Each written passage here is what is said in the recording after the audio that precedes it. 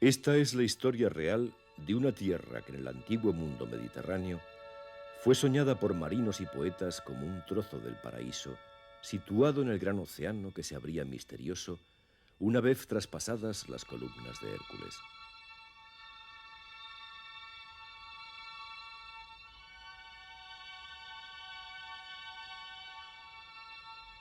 El viajero que se acerca por primera vez a Tenerife se ve sorprendido por la cadena rocosa de la cordillera de Ánaga. Una sucesión de profundos barrancos y laderas desnudas y rugosas, perforadas por miles de cuevas, que como ojos vacíos guardan el secreto de la prehistoria de la isla.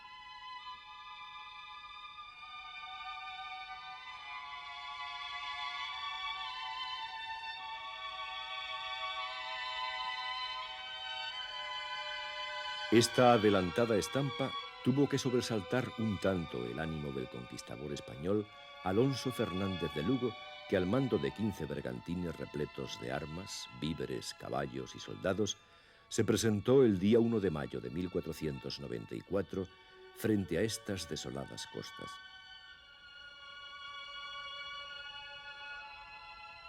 No parecía ser este el paraíso que el propio San Pedro le había prometido en un encuentro milagroso mientras paseaba por los pasillos interiores de la iglesia mayor de Sevilla. Algo decaería la fe que el conquistador había puesto en el santo de su devoción, ya que aquel mascarón de proa de la isla más se parecía a una disposición del diablo para anunciar la entrada a los infiernos que arcángel esperado para abrir las puertas del Edén.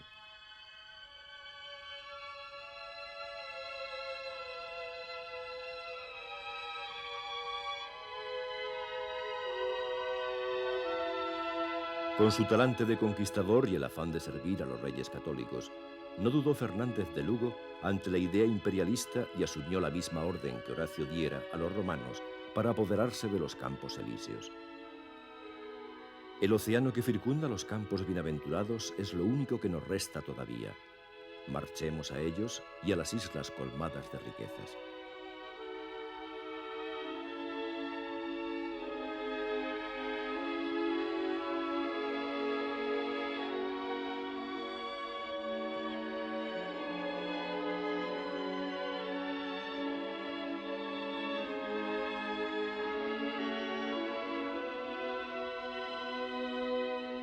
Algunos historiadores han situado el Jardín del Paraíso en Tenerife, donde sin arar ni sembrar surgía el árbol de las manzanas de oro bajo la custodia de un dragón.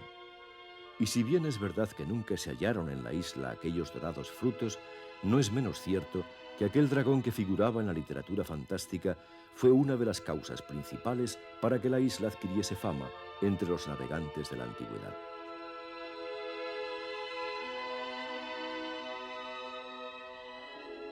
Un árbol sagrado, cuyas potentes ramas destilan una savia roja y resinosa, sugiere la idea de aquel animal citado en la mitología.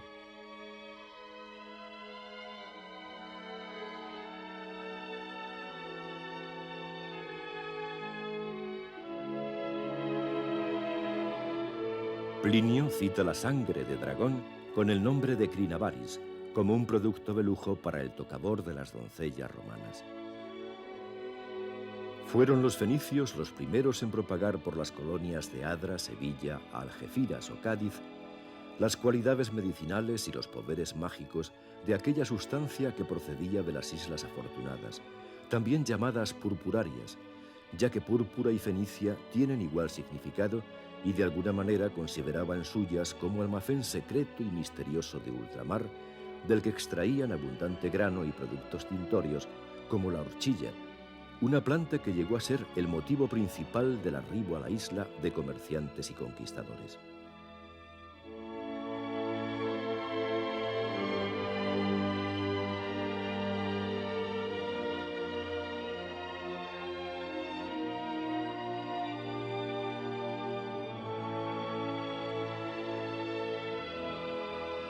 Cuenta Aristóteles que poco después del periplo de Hanón, unos navegantes cartagineses salieron de Cádiz y se adentraron por el océano Atlántico hasta llegar a una isla cubierta de bosques, fecunda en pastos y regada por agradables arroyos. Consideraron algunos tripulantes que aquella era una tierra prometeica y se establecieron en ella.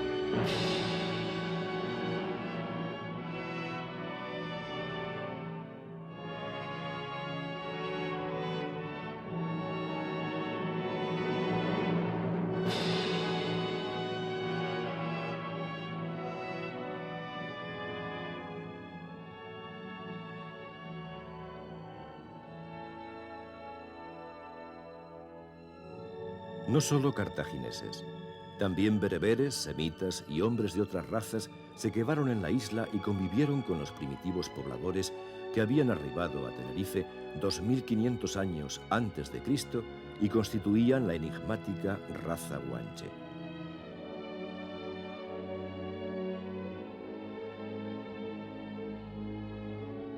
En la actualidad, sigue siendo un misterio la procedencia de aquellos hombres de tipo cromañoide que ya en los finales del siglo XV permanecían inmersos en la edad de piedra.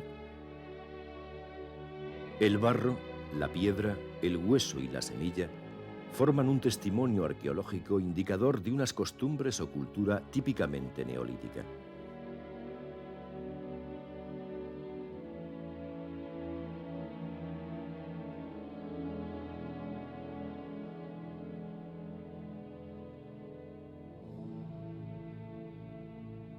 El arte de alfarería, estancado en la vasija de fondo cónico y con escaso adorno, la obsidiana de talla rústica usada como cuchillo, el hueso convertido en punzón, la piedra para moler el grano, bastones y callados con regatones de cuero, parecen sugerir que aquellos hombres procedían de una cultura pastoril del norte de África.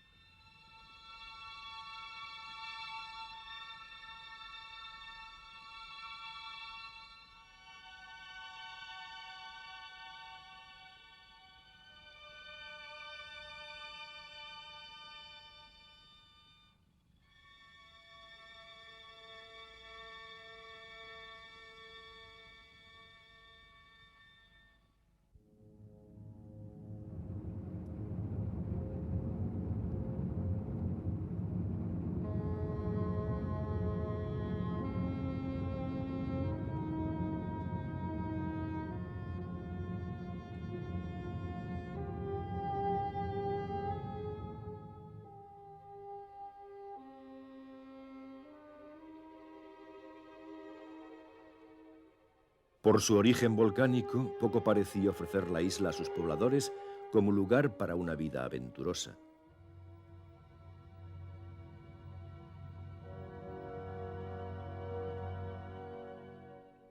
Tierras cubiertas de lavas, conos de cenizas volcánicas o barrancos basálticos de peligrosas laderas y el cerco del mar que servía de puerta abierta para las frecuentes incursiones de saqueadores extranjeros marcaban un estilo de vida que más tenía de escasez y zozobras que de placentera abundancia.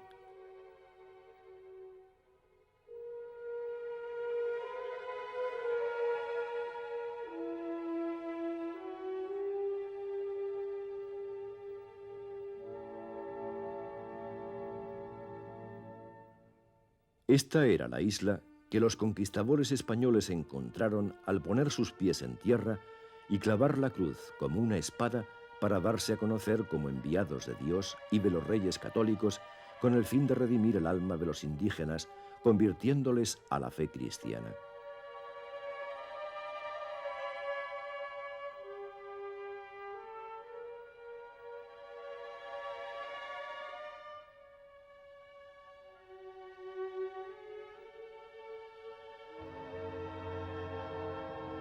La verdadera intención de los invasores se revela prontamente sin tapujos. No se trata de una acción guerrera contra algún enemigo visible, y menos aún de una proposición científica hacia el descubrimiento de nuevas relaciones entre países que pudieran aportar valores materiales y espirituales para establecer una convivencia progresiva.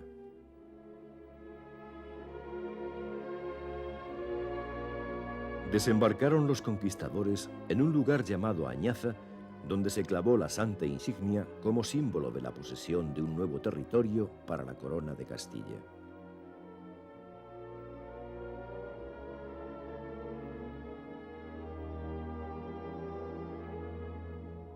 El día 3 de mayo de 1494 se celebró la Santa Misa por primera vez en la isla.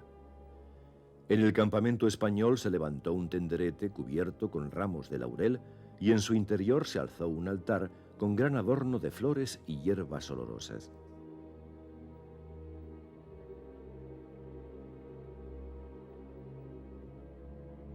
Con este acto se proclamó la fundación de la ciudad, a la que se dio el nombre de Santa Cruz.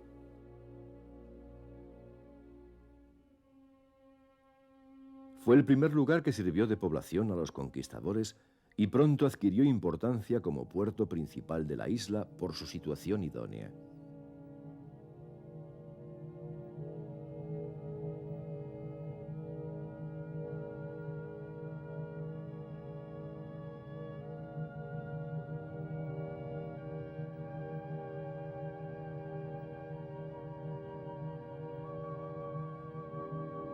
Fue la ciudad de Santa Cruz el estribo para comenzar el primer periodo del progreso de Tenerife en los albores del siglo XVI, pero la verdadera fuente de riqueza de la isla no era otra que el Teide, la inmensa montaña volcánica de extraordinaria altitud que los guanches tenían por una especie de demonio blanco y llamaban Guayota, mientras poetas posteriores, no tan desencaminados por las supersticiones primitivas, lo vieron como un valioso diamante, puro cristal de hielo, que al derretirse nutre de agua el seno de la tierra.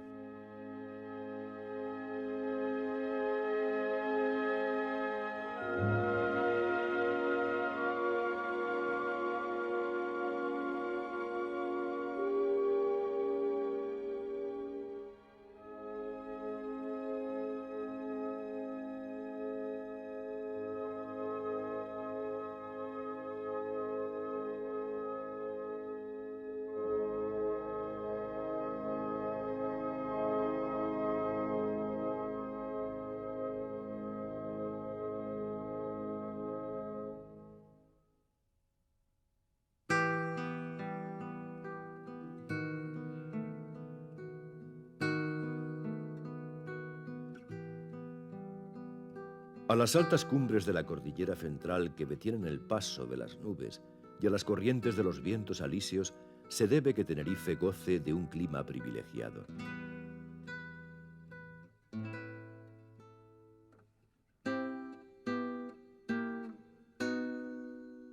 La banda del norte de la isla sorprende por la extraordinaria vegetación de sus laderas, ricas en manantiales que riegan los valles, y la frondosidad de los bosques de hayas, laureles y viñátigos y hermosos pinares.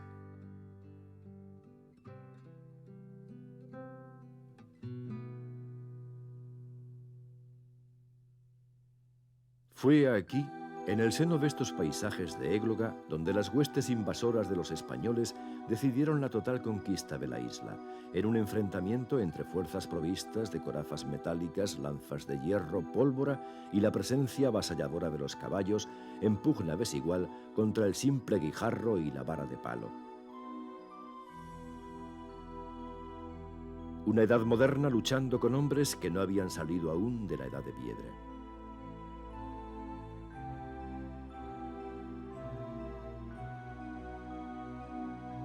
Por los avatares ocurridos en aquellas últimas contiendas, los españoles pusieron el nombre de la Matanza y la Victoria al lugar donde hoy se alzan estos dos bellos pueblos del norte de Tenerife.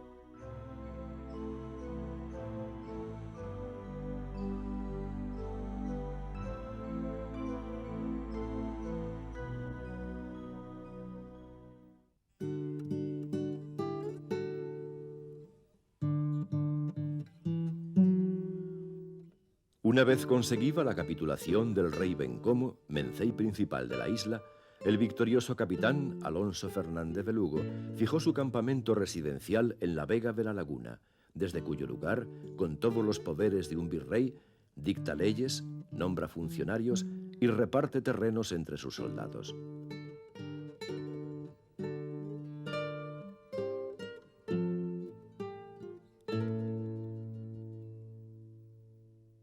Hombre de reconocida devoción por los santos, favorece con dádivas económicas y asignación de vastos solares a los frailes que le habían acompañado en sus expediciones invasoras.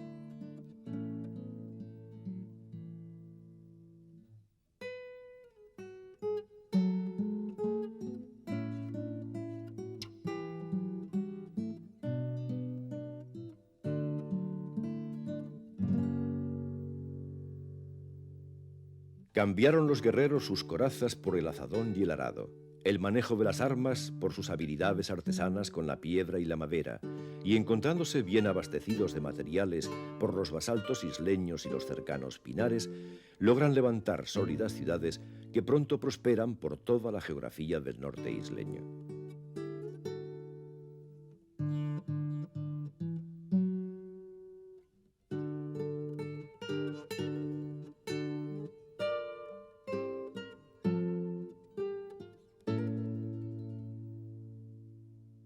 Mansiones que denuncian un rápido enriquecimiento se agolpan alrededor de grandes templos y conventos donde los religiosos dominicos y agustinos principalmente se ocupan de la enseñanza abriendo centros de estudios que revisten a estas ciudades de un sugestivo clima de cultura y religiosidad.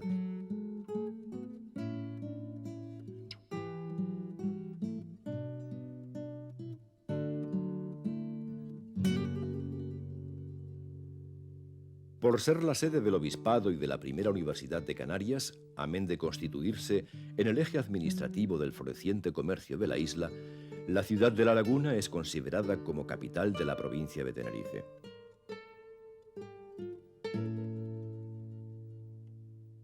En los siglos XVII y XVIII, esta ciudad presenta edificios de tipo palaciego, con escudos de nobleza, y en cuyos salones se celebran refinadas tertulias intelectuales que se inspiran en la nueva cultura que por entonces imperaba en Europa.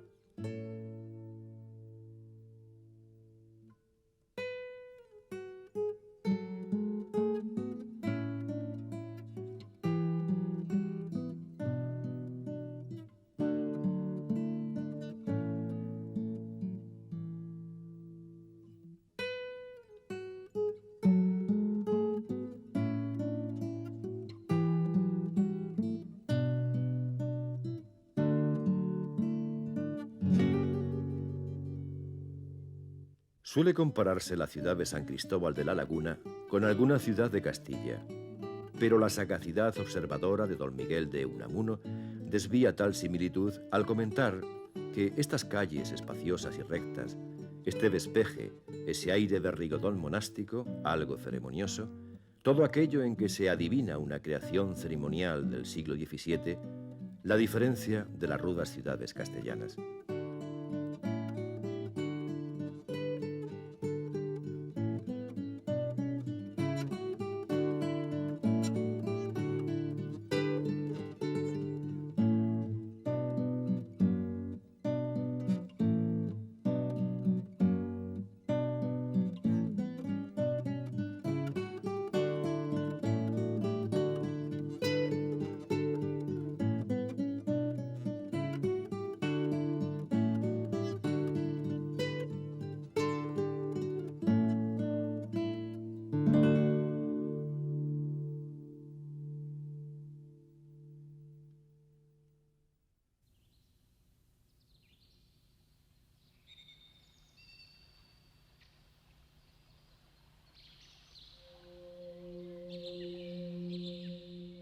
Debido al progresivo florecimiento cultural, la isla recibe una nueva oleada de visitantes que esta vez, desprovistos de armas y cruces, descubren un nuevo paraíso para el mundo de la ciencia.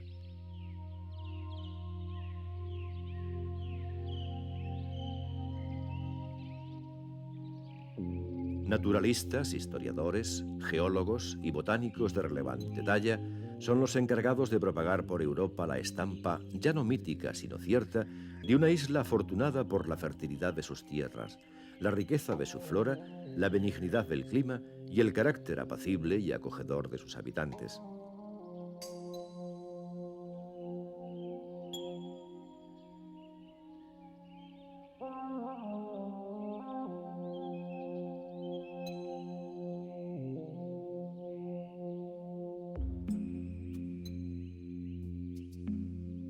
Tratando de escarbar en los orígenes volcánicos de la isla, los geólogos centran sus estudios en el gran circo de las Cañadas del Teide, que con sus 17 kilómetros de diámetro se presenta como un impresionante paisaje lunar.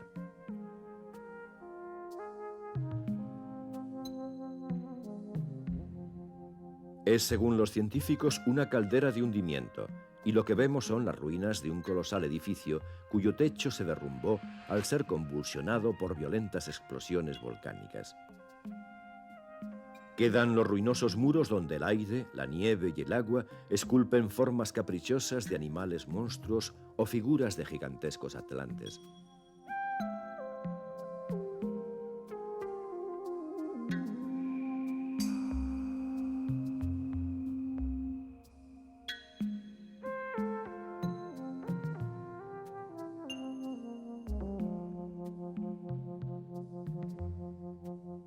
Sobre estas ruinas, en posteriores erupciones surgió el Gran Cono del Teide, que alcanza los 3.700 metros. Es un volcán que no ha terminado del todo su actividad y por su cráter aún expele un hálito de azufre.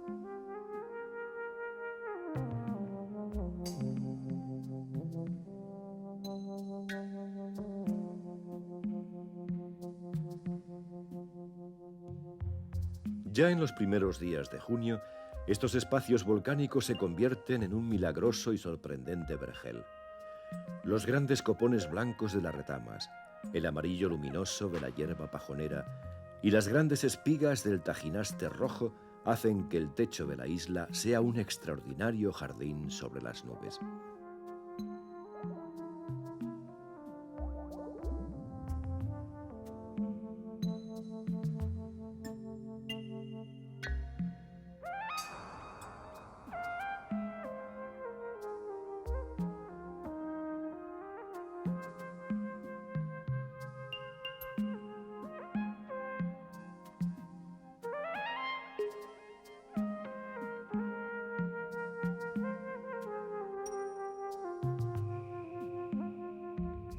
Adquieren aquí un especial valor las palabras de Camilo Josefela cuando aseguraba que la isla de Tenerife posee el olor del arco iris.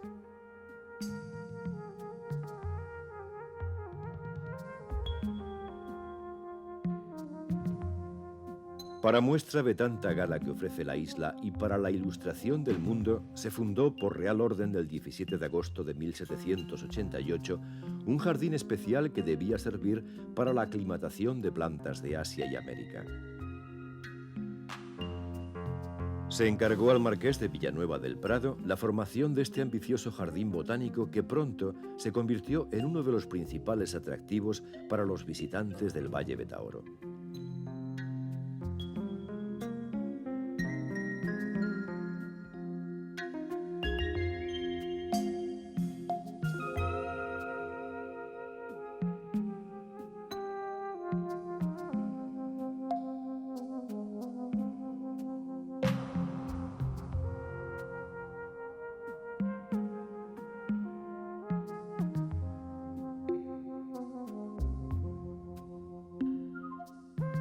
Cunde también la noticia del progreso comercial del puerto de Santa Cruz de Tenerife, cuya bahía se convierte en fondeadero ideal para descanso y avituallamiento de los barcos que hacen la ruta de Indias cargados de ricos productos orientales suficientes para abrir el apetito de rapiña de los corsarios que merodean las aguas de Canarias en busca de tan codiciadas presas.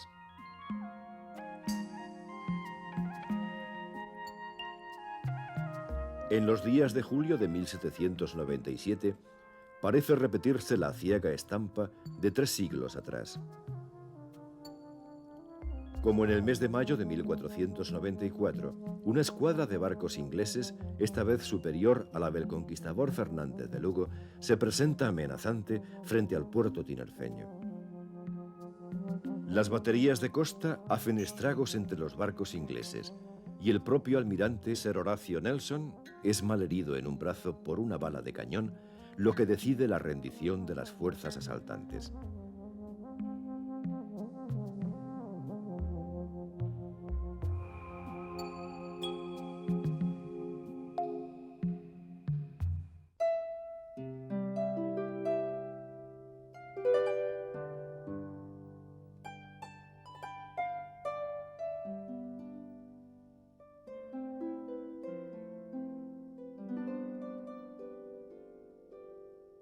Ante el incremento del tráfico marítimo provocado por un boyante comercio con Europa y América, se hace necesario un nuevo puerto para la isla. La villa de Garachico fue el lugar escogido y pronto se convirtió en el puerto principal para el embarque de los famosos vinos tinerfeños.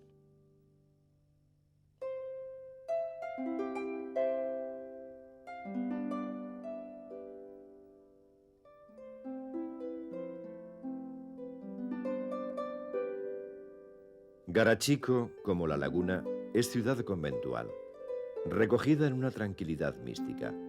Pero existe aquí la diferencia de un clima costero y una luz mediterránea que alegra a esta villa, silenciosa, soleada y veraniega, de la llamada Isla Baja. En el mes de mayo de 1706, gran parte de la ciudad quedó sepultada bajo dos ríos de lava procedentes de una erupción volcánica.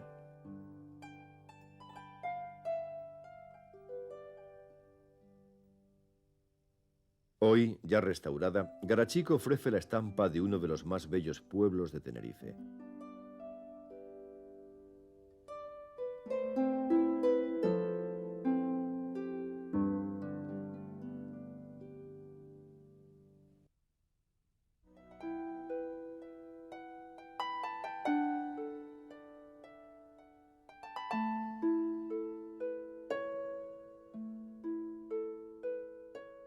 Las puertas de la isla se abren a la prosperidad gracias a la implantación de un nuevo cultivo que sustituiría a la caña de azúcar. Los primeros viñedos se plantaron en el Valle de Taoro, cuyo nombre proviene de la palabra guanche tagoro o tagoror, sitio donde los aborígenes se reunían en sus asambleas. Aquí tuvo su sede el rey Bencomo, el mencey más poderoso de la isla.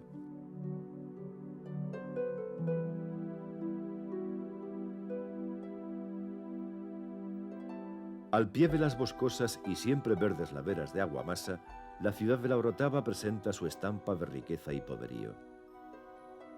Es villa blasonada y en ella se asienta la principal aristocracia isleña terrateniente. Abunda en edificios palaciegos que son muestra de una arquitectura canaria con balcones de madera artísticamente tallados y floridos patios que inspiran señorío y tranquilidad.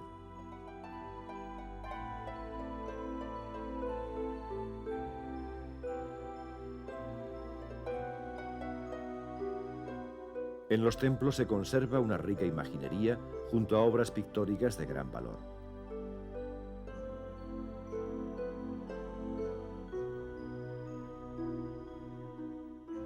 En el centro de la ciudad sobresale la iglesia de la Concepción, fundada en 1503 y hoy considerada monumento histórico artístico nacional.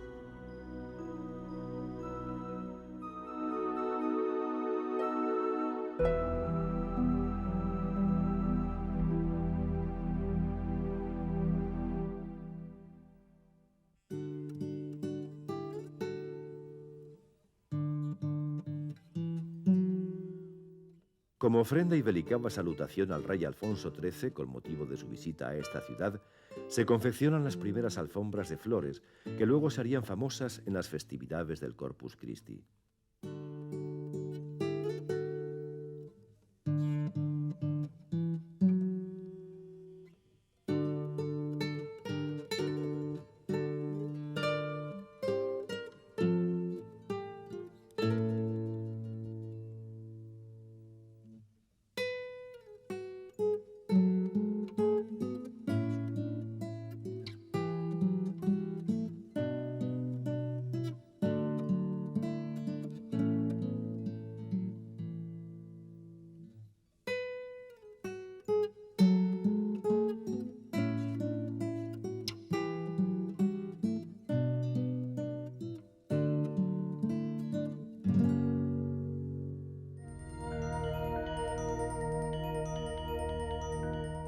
Mientras las zonas del norte de Tenerife celebran su prosperidad gracias a un clima de bendición sostenido por un régimen de lluvias benefactoras, la isla queda dividida en dos por su extremada altura que supera las nubes.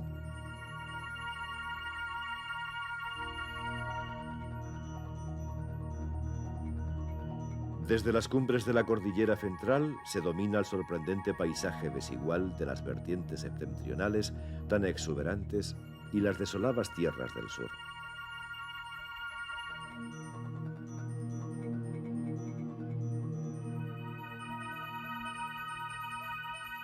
¿Acaso tenga más culpa el viento que la alta espina de la cordillera en esta diferenciación por haber sido el agente principal en el traslado de las nubes de cenizas de los volcanes hacia la región meridional, donde se formó una costra estéril sobre un suelo de lavas ya de por sí inhóspito y sediento?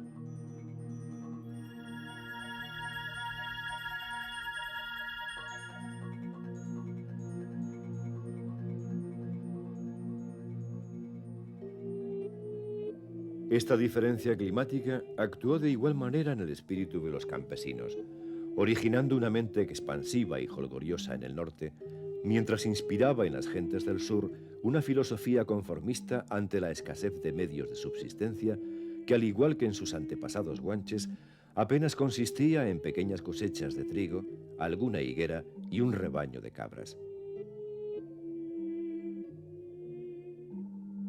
Esta pobreza material y la continua contemplación del horizonte de un mar incomprendido modeló en gran parte el espíritu de aislamiento del canario.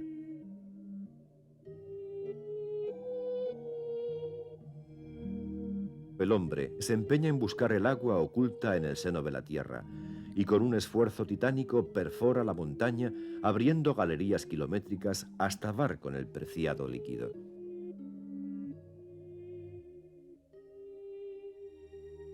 El agua mana generosa y es canalizada con el fin de ensayar nuevos cultivos en estas secanas y perdidas huertas del sur.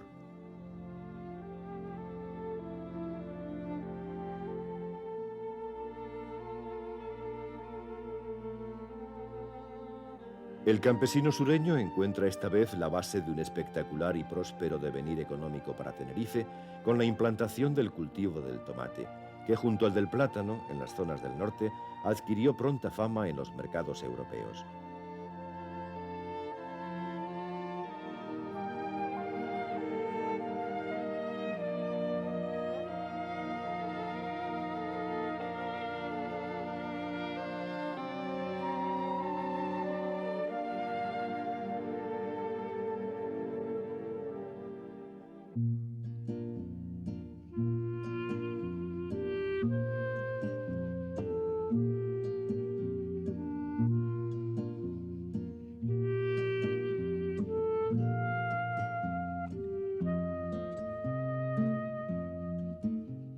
El mar, tan temido como rechazado por los primitivos isleños, se convierte en el mejor aliado.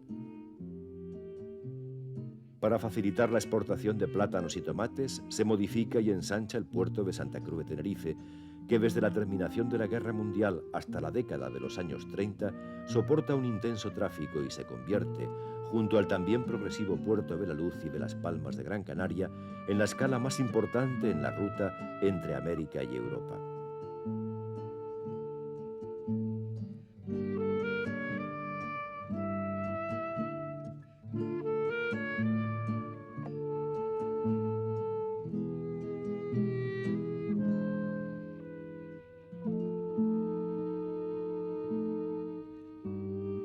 No solo son cargueros los barcos que recalan en este puerto. Grandes transatlánticos arriban casi a diario con un turismo atraído por la propaganda de las excelencias naturales de la isla.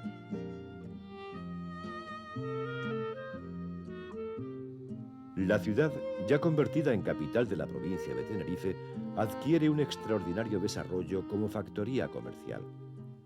Sus calles se animan con la visita de extranjeros que buscan ansiosos dónde gastar el marco o la libra.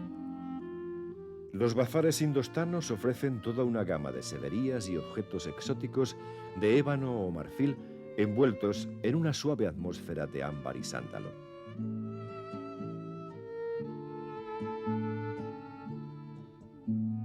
Santa Cruz se impregna de un aire cosmopolita y adquiere el ritmo de los felices años 20 de Europa.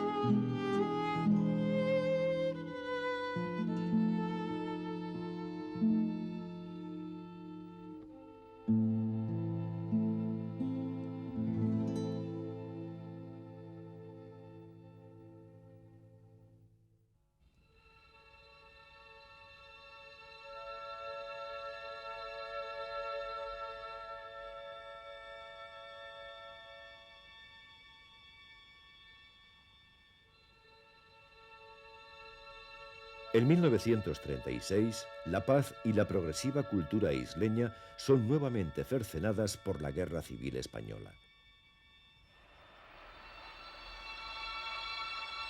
Canarias sufre las consecuencias calamitosas de permanecer en la retaguardia de los conflictos bélicos. Y al igual que se cuenta el hundimiento de la gran nación de la Atlántida en el mar, las islas se sumergen en las profundidades del hambre y la miseria.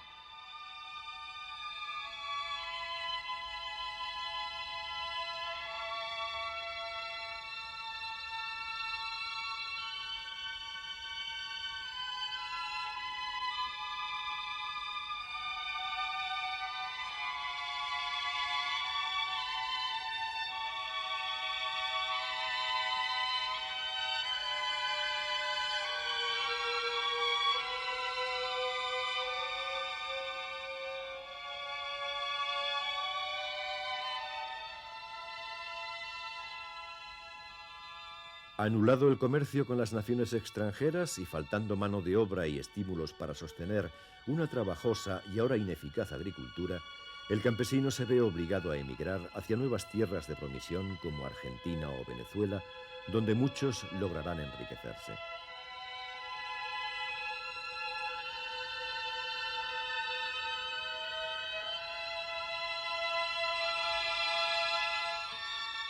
La isla pasa por un periodo de abandono que duró 10 años, motivado por el conflicto civil de España y la Segunda Guerra Mundial.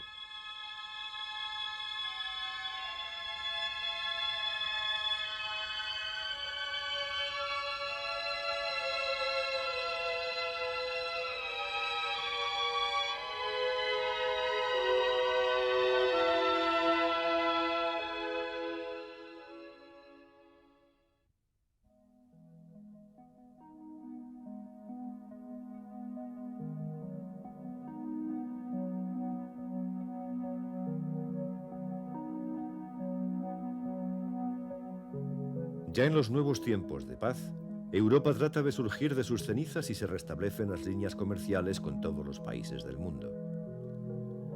Canarias se esfuerza por comenzar nuevamente su progreso y con la ayuda de aquellos isleños emigrados a América, inicia una etapa de recuperación.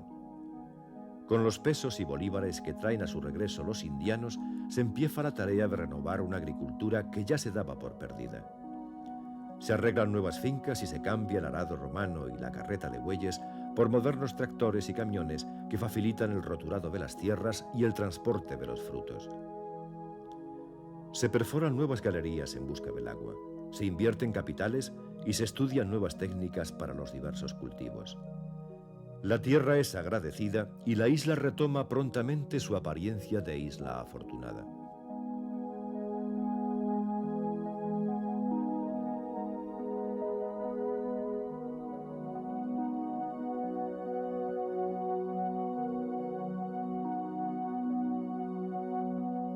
Ante el nuevo y apresurado avance de la economía, la isla es afectada por el afán de un progreso encandilante y desmedido que contribuye a una transformación negativa del ambiente natural tan sencillo y acogedor de las villas canarias. Se cambia la arquitectura de la casa campesina por una vivienda de estilo anodino, con azotea lisa y fachada insulsa que rompe la graciosa estampa popular.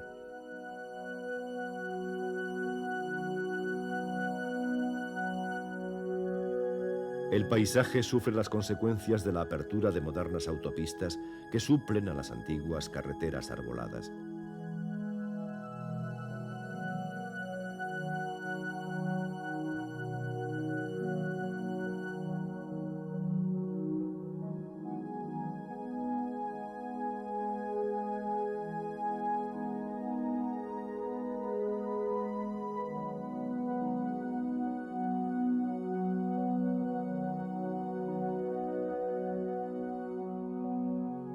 Contemplando el mar, se vislumbran las razones ancestrales del incomprensible recelo que los aborígenes le tenían.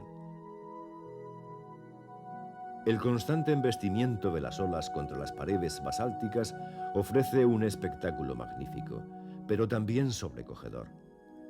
Junto a este oleaje, que lentamente va deshaciendo los perfiles geológicos de la isla, otras fuerzas tratan de destruir los pilares esenciales de la identidad social de sus habitantes.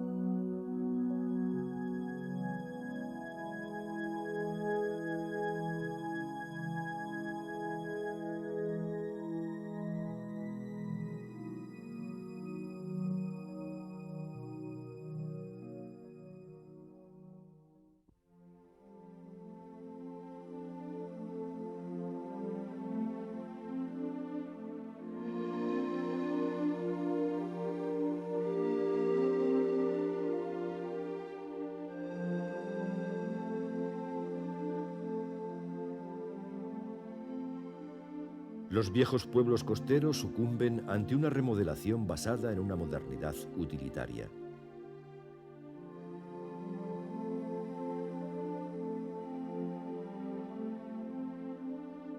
La ciudad del Puerto de la Cruz, cuño marinero del Valle de la Orotava, es escogida como ciudad piloto para la atracción del turismo. Su transformación es rápida y contribuye eficazmente a una nueva etapa de progreso. Con la acertada intervención del malogrado artista César Manrique, el litoral se ha visto enriquecido con nuevas playas y piscinas, formando un parque marítimo que, a pesar de su modernidad, conserva un especial estilo inspirado en el paisaje sobrio de las costas isleñas.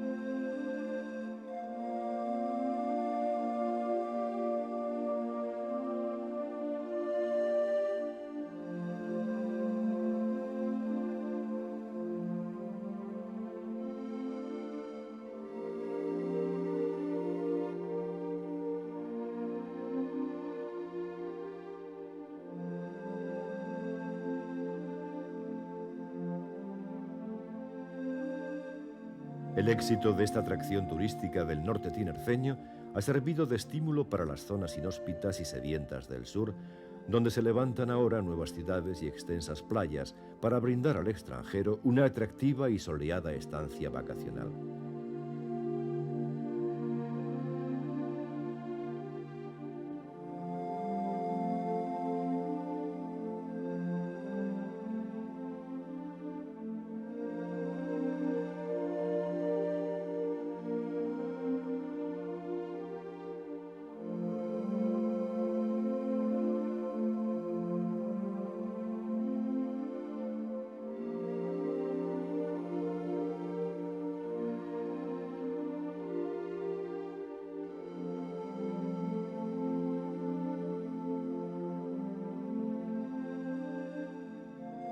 A pesar del deterioro del ambiente natural que han sufrido algunas zonas costeras, debido a una organización precipitada, la isla parece despertar de un mal sueño progresista.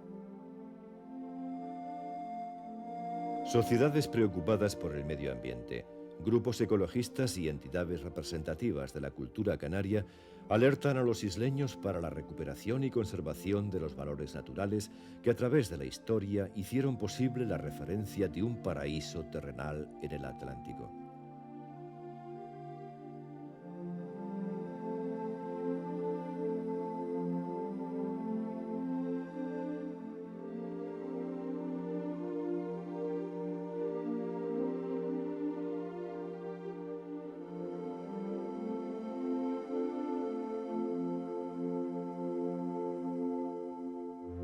Pero Tenerife no ha cambiado. ¿Acaso sea el hombre quien ha tenido un mal sueño? Si volvemos la vista hacia la naturaleza, podemos observar que los vientos alisios persisten en su labor refrescante. Los bosques no han desaparecido y la tierra sigue dando sus frutos.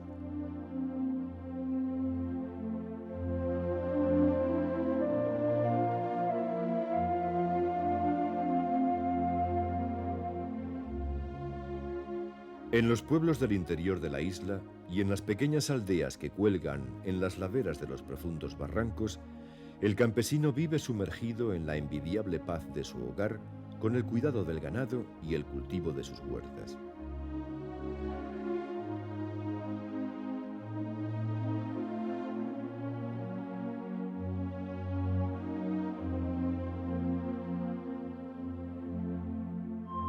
En el corazón de la isla no ha entrado aún el mal sueño del progreso.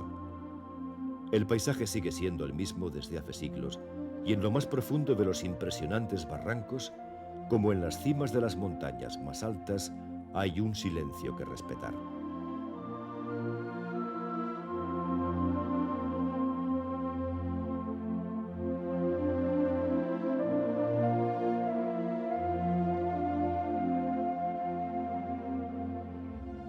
Tenerife es una emoción indefinible, un secreto de belleza y grandiosidad que permanece oculto en el interior del Teide.